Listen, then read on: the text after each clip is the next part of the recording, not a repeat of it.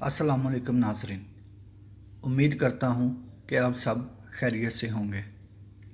नाज़रीन, आज मैं आपकी खिदमत में एक और नई वीडियो के साथ हाज़िर हुआ हूँ, जिसका उन्वान है शैतान की 3 बातें।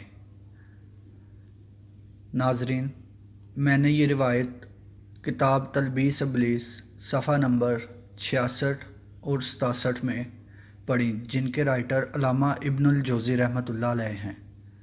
नाज़रीन, शैतान की वो कौन सी 3 बातें हैं जो इस रिवायत में बयान की गई हैं, देखते हैं इस वीडियो में।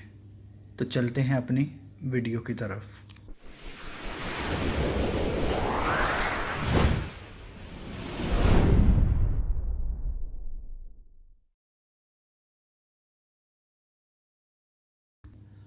नाज़रीन, अब्दुर्रहमान बिन ज़ियाद से रवायत है कि एक वक्त हज़रत मूसा अलैहिस्सलाम किसी मजलिस में बैठे थे।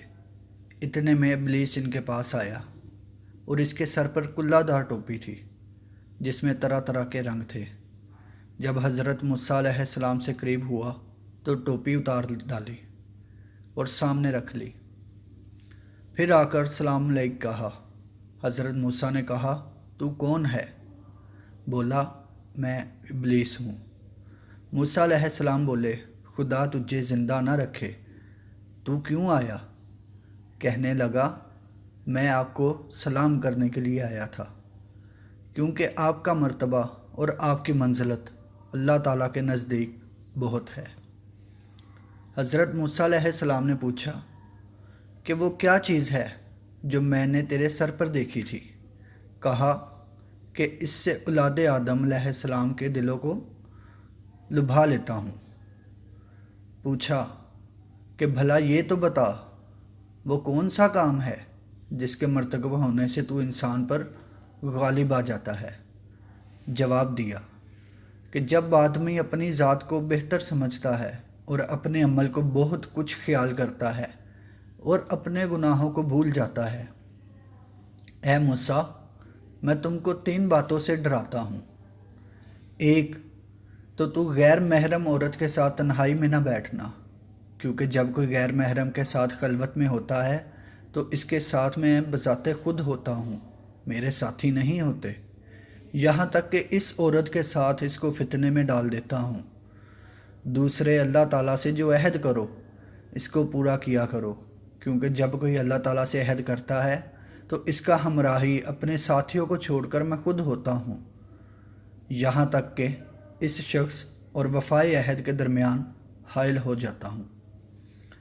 तीसरे, जो सदका निकालो इसे जारी कर दिया करो, क्योंकि जब कोई सदका निकालता है और इसे जारी नहीं करता तो मैं सदका और इसके पूरा करने के बीच में हाइल हो जाता हूँ, और ये काम बज़ाते खुद करता हूँ, अपने साथ वालों से नहीं लेता। ये कहकर शैतान चल दिया और 3 बार कहा, हाय अफसोस। मूसा ने वो बातें जान ली जिनसे बनी आदम को डराएगा। तो नाज़रीन, अपनी ज़ात को बेहतर समझना, इसी बात से शैतान खुद हलाक हुआ, क्योंकि उसने हज़रत आदम अलैहिस्सलाम से अपने आप को बेहतर समझा था। दीन व मज़हब को तवाज़ा व इनकसार सिखाता है, लेकिन दुनिया फ़ख्र व नायत सिखाती है। यही वजह है कि अहले दुनिया अहले दीन को नज़र हकारत से देखते और इन पर फुब्तियाँ कसते हैं, और उनकी हरकत से शैतान खुश होता है कि वो इस जैसा काम कर रहे हैं। अपने अमल को बहुत ज़्यादा नहीं समझना चाहिए। उम्र भर एक एक लम्हा भी खुदा की याद में गुजारा जाए तो भी कुछ नहीं, और खुदा के बेपाया इनामात के मुकाबले में इसकी कोई वक़्त नहीं। हर हाल में अमल करो और नज़र खुदा के फजल व करम पर रखो, और अमल करके अपने से ऊपर के लोगों को देखो, ताकि अमल करके गरूर पैदा ना हो। मसलन अगर 5 वक़्त की नमाज़ पढ़ी है तो बुज़ुर्गाने दीन की तरफ देखो, जिन्होंने 5 नमाज़ों के अलावा तहज्जुद की नमाज़ें और दीगर नवाफल भी पढ़े हैं। इस तरह अपने अमल का बहुत कुछ होना नज़र में ना रहेगा। किसी गैर महरम औरत के साथ तन्हाई में बैठना बहुत ख़तरनाक काम है। ऐसी तन्हाई में शैतान ज़रूर पहुंचता है, اور اپنا رنگ دکھاتا ہے۔ آج کل نئی تہذیب نے شیطان کا یہ کام بڑا آسان کر دیا ہے۔